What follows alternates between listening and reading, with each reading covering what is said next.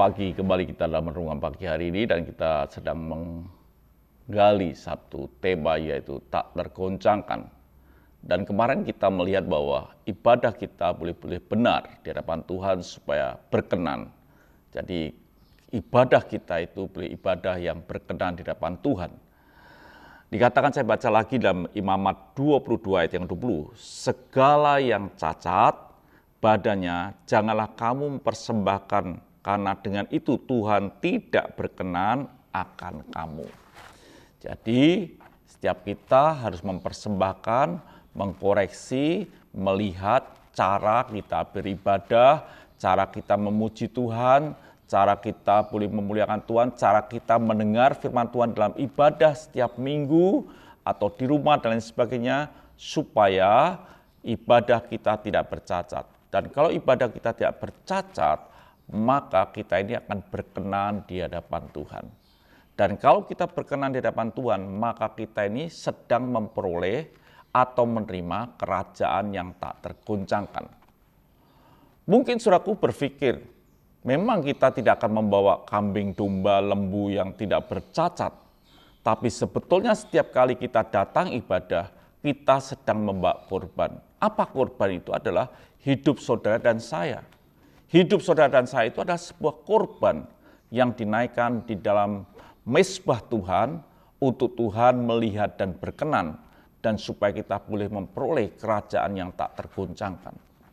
Dikatakan saudaraku yang Tuhan di dalam Roma 12 ayat yang pertama, karena itu saudara-saudara, demi kemurahan Allah aku menasihatkan kamu, supaya kamu mempersembahkan tubuhmu sebagai persembahan yang hidup, yang kudus, yang berkenan kepada Allah, itulah ibadah yang sejati. Benar ternyata bahwa setiap saudara dan saya kalau beribadah, saudara sedang membawa korban. Korbannya adalah hidup saudara. Sehingga itulah korban yang hidup, bukan korban yang mati, korban yang hidup, korban yang yaitu hidup saudara, yang kudus dan yang berkenan. Kalimat kudus itu bicara lagi tentang tidak bercacat dan tidak bercela. Hidup saudara dalam ibadah ini harus tidak bercacat dan bercela. Hidup saudara sungguh-sungguh minta anugerah Tuhan, supaya Tuhan menyucikan saudara dalam ibadah ini. Bukan datang ibadah dengan rame-rame, dengan macam-macam perkataan, habis ibadah maki-maki, dan bukan itu. Itu pasti saudara tidak berkenan. Tapi biarlah tubuhmu, hidupmu adalah sebagai korban yang hidup, yang kudus, dan itulah yang berkenan.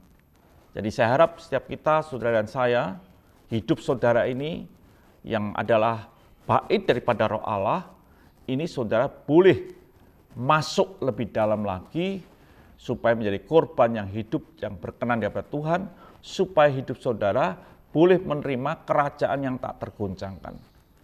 Dan kalau sudah menerima kerajaan yang tak tergoncangkan, maka hidup saudara ini apapun yang sedang terjadi di sekitar kita tidak akan menggoyahkan hidupmu. Apapun, masalah apapun yang sedang melanda hidupmu tidak akan menggoncangkan engkau, dan engkau tetap teguh, dan engkau tetap bisa bersyukur dengan apapun yang sedang terjadi. Karena itu yang dikehendaki Allah. Mengucap syukurlah dalam segala hal, itulah yang dikehendaki oleh Allah. Bagaimana dengan hidup saudara? Masihkah kita mau hidup dengan menggerutu, dengan tidak mengucap syukur? Kalau seperti ini, saudara sedang tidak menerima kerajaan yang tak tergoncangkan. Tetaplah di dalam kerajaan yang tak tergoncangkan, dengan saudara hidup benar di hadapan Tuhan, mempersembahkan hidup saudara, supaya Tuhan melihat dan memberikan kepada saudara kerajaan yang tak tergoncangkan. Tuhan memberkati, mari kita berdoa.